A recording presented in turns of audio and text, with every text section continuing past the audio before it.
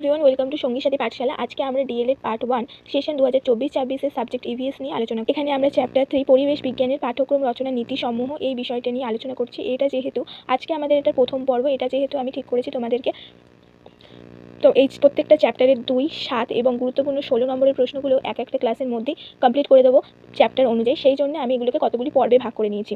তো আজকে আমাদের চ্যাপ্টার 3 প্রথম পর্ব আলোচনা করবো আমরা। প্রথম প্রশ্ন, পাঠ্যক্রম বলতে কী বোঝো, অথবা পাঠ্যক্রমের সংজ্ঞা লেখো, অথবা পাঠ্যক্রম কাকে বলে। পাঠ্যক্রম বা কারিকুলাম শব্দটি লাতিন শব্দ কারিকিউ থেকে এসেছে।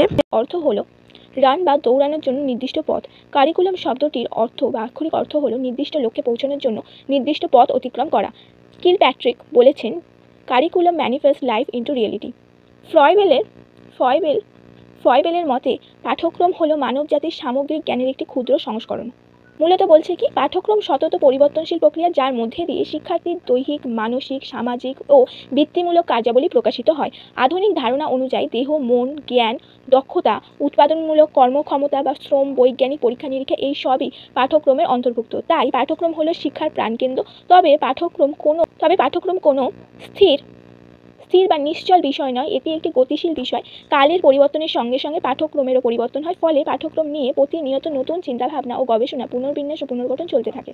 অর্থাৎ আমরা দেখি যে আমাদের বিভিন্ন ক্লাসগুলো, বিশেষ করে 11-12 তোমরা দেখবে যে বিভিন্ন ক্লাসের পাঠ্যক্রম বা সিলেবাস চেঞ্জ হয়ে আসছে। বিশেষ করে যদি খুব সম্প্রতি বলি, তো 11-12 সিলেবাস চেঞ্জ হয়েছে। সেই অনুযায়ী আমরা যদি দেখি 2015 থেকে একটা নতুন সিলেবাস চালু হয়েছিল ক্লাস 11-12, যেটা 2024 এসে চেঞ্জ হয়ে যায়। এখানে সেমিস্টার ভিত্তিক শুরু হয়। সেই অনুযায়ী কি, কারণ পাঠ্যক্রমের পরিবর্তন, পাঠ্যক্রম কোনোভাবে একটি স্থির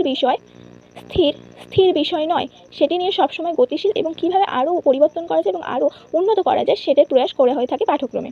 এই প্রশ্নটি তোমাদের 2 এবং পাঠ প্রশ্ন হিসাবে যদি 3-এ আসে, তাহলে 3 বা 4-এ আসতে পারে। 2 নম্বর প্রশ্ন, পাঠ্যক্রম সম্পর্কে মুদালিয়ার কমিশনের বক্তব্যটি উল্লেখ করো। মুদালিয়ার কমিশনের রিপোর্টে 1952 থেকে আমাদের দেশের পাঠ্যক্রম সম্পর্কে ধারণা পাওয়া যায়।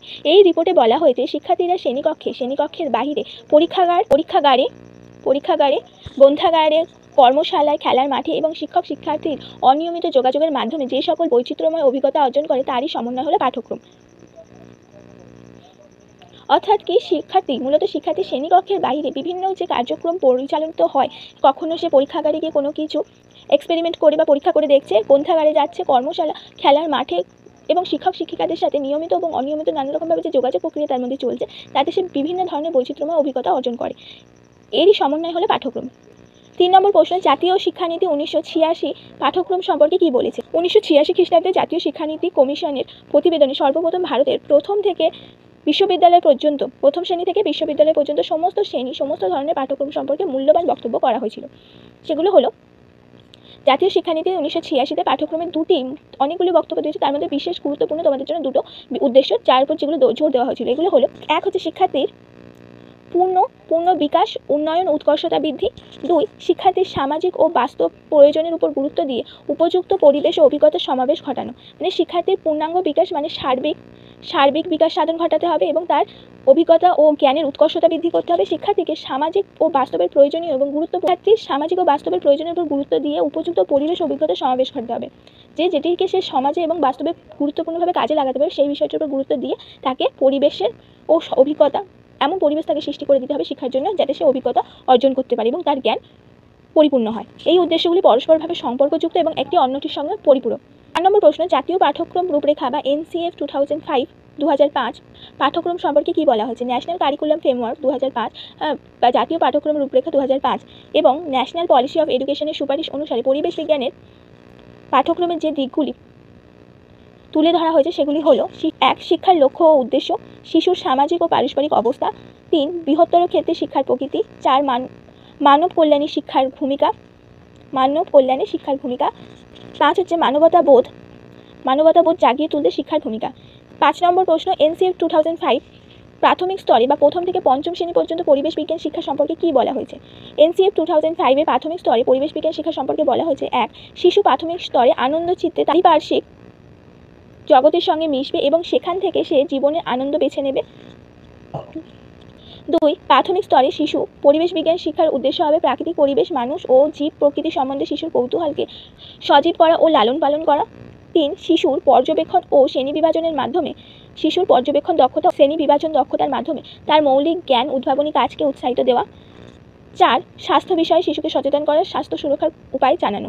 এই জন্য দেখবে যে প্রাথমিক স্তরে বিশেষ করে ক্লাস 3 থেকে 3, 4 এবং 5-এ যে শিক্ষার্থী যেই পরিবেশ বা ইভিএস বইগুলো আছে সেখানে এই সমস্ত বিষয়গুলির ওপরই জোর দেওয়া হচ্ছে। কখনো তাকে খাদ্য বিষয়ে জানানো হচ্ছে, স্বাস্থ্য বিষয়ে জানানো হচ্ছে, পারিপার্শ্বিক প্রকৃতি, মানুষ ও তার সহযোগী বন্ধুবান্ধব মানে আশেপাশে যে সমস্ত প্রাণীকুল থাকে তাদের বিষয়ে জানানো হচ্ছে। 6 নম্বর প্রশ্ন, এনসিএফ 2005 উচ্চ প্রাথমিক স্তর বা 6ষ্ঠ থেকে 8ম শ্রেণী পর্যন্ত পরিবেশ বিজ্ঞান শিক্ষা সম্পর্কে কী বলা হয়েছে? এনসিএফ 2005-এ উচ্চ প্রাথমিক স্তরে পরিবেশ বিজ্ঞান শিক্ষা সম্পর্কে বলা হয়েছে। 1 উচ্চ প্রাথমিক স্তরে শিশু পূর্ব জ্ঞানকে কাজে লাগিয়ে সরল প্রযুক্তি ব্যবহার ও সরল যন্ত্র বানাতে পারবে। 2 পর্যবেক্ষণ তথ্য সংগ্রহ বিশ্লেষণ ও সিদ্ধান্ত এই নীতি দ্বারা সব কিছু বিচার করার ক্ষমতা অর্জন করতে পারবে। 3 পারিপার্শ্বিক অঞ্চল থেকে তথ্য সংগ্রহ করে পরস্পর আলোচনা, শিক্ষক শিক্ষিকাদের সঙ্গে মত বিনিময়, নিরীক্ষণ, তথ্যের সংগ্রহ, সংগঠন ও প্রদর্শনীর মাধ্যমে তাদের কর্মকাণ্ড উপস্থাপন করতে পারবে।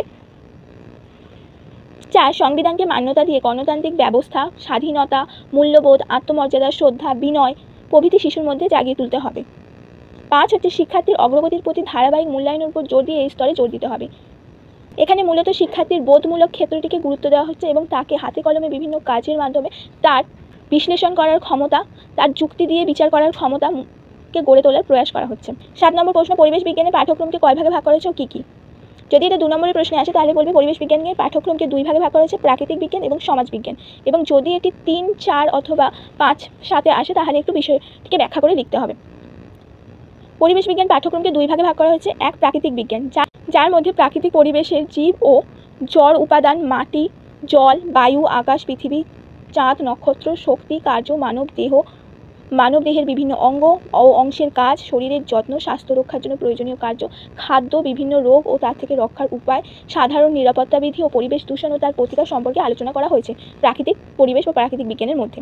এরপরে রয়েছে আমাদের সমাজ বিজ্ঞান। সমাজ বিজ্ঞানের বিভিন্ন বিষয় হিসাবে আমরা ইতিহাস, ভূগোল, রাষ্ট্রবিজ্ঞান, অর্থনীতি, সমাজবিদ্যা প্রভৃতিকে অন্তর্ভুক্ত করা হয়েছে, যার মাধ্যমে শিক্ষার্থীদের মধ্যে যৌক্তিকতা, মূল্যবোধ, সমাজ সংস্কৃতির প্রয়োজনীয়তা, স্বাধীনতা, পারস্পরিক শ্রদ্ধা, গণতান্ত্রিক বোধ, যুক্তি, নৈতিকতা প্রভৃতি গড়ে তুলতে সাহায্য করে।